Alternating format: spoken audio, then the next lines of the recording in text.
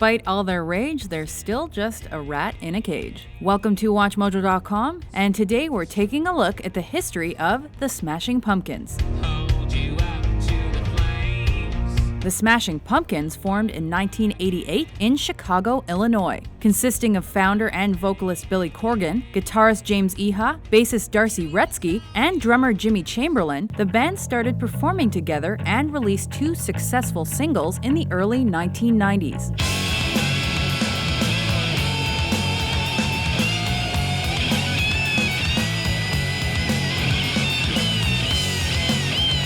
After signing a deal with Caroline Records, the Smashing Pumpkins recorded their debut with $20,000, which was a relatively hefty budget for an indie band. Released in 1991, Gish was a labor of love for Corgan, who fine-tuned each individual aspect and played most of the guitar and bass pieces. All the space smothers me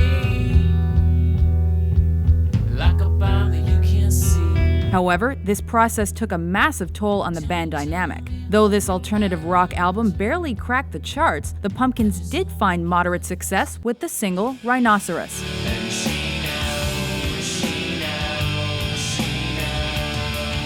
The next few months were eventful ones. As the band toured and signed with Virgin Records, they dealt with multiple personal problems, including Corgan's depression, Chamberlin's drug and alcohol dependencies, and the breakup of Iha's and Darcy's relationship.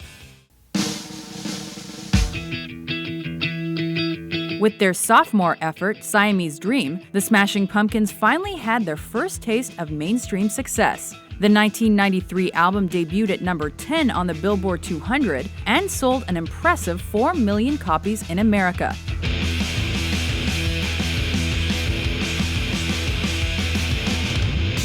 Like their previous record, Siamese Dream caused tension within the band because Corgan played many of the instruments. Notable singles included Disarm and Today.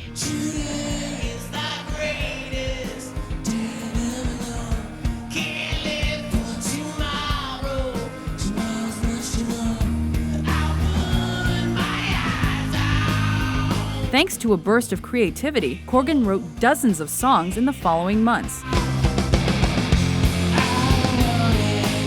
This resulted in the 1995 double-disc set, Melancholy and the Infinite Sadness, which topped the Billboard 200 in its first week.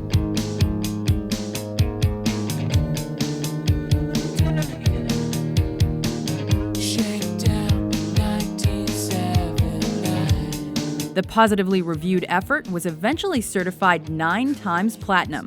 Of its 28 tracks, 5 were released as singles, including the Grammy-winning Bullet with Butterfly Wings, the top 20 hit 1979, and the popular Tonight Tonight.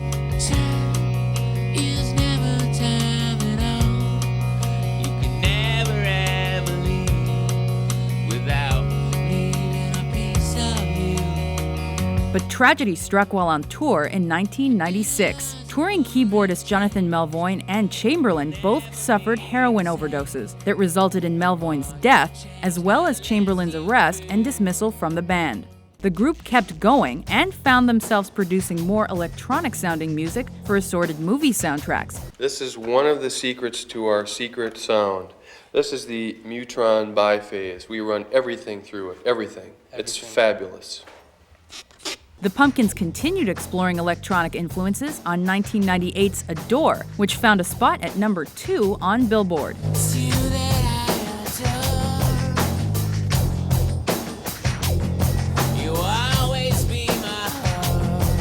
Despite a Grammy nomination and strong critical reviews, the album was a commercial failure.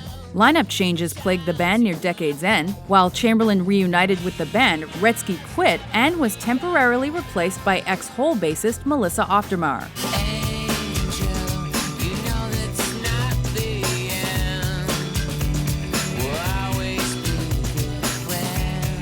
Meanwhile, the Pumpkins dropped Machina, the Machines of God, in 2000. While it was billed as a return to their rock roots, the album failed to find the same success as their previous work and fell into obscurity after its top 3 Billboard debut.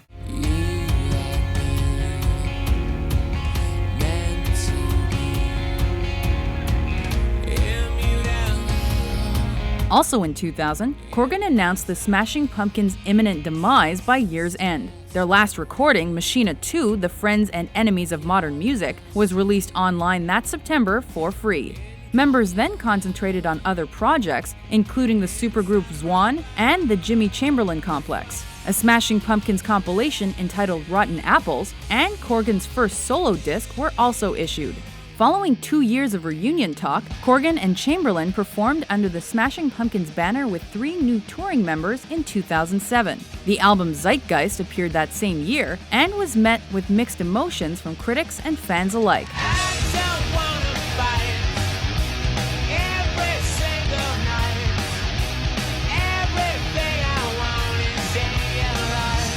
In 2009, Chamberlin left the band several months before the launch of the musical project Teargarden by Kaleidoscope.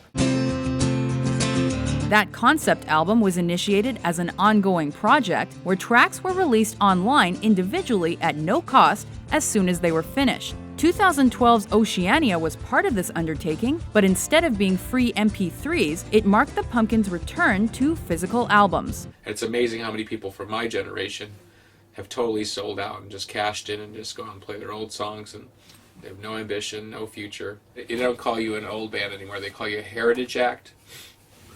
That's the last thing we're going to be. Despite their fame and instability, the Smashing Pumpkins have recorded numerous albums, embarked on several successful tours, and sold millions of records. All this is a testament to the fact that it's not really the band that matters, but the music. So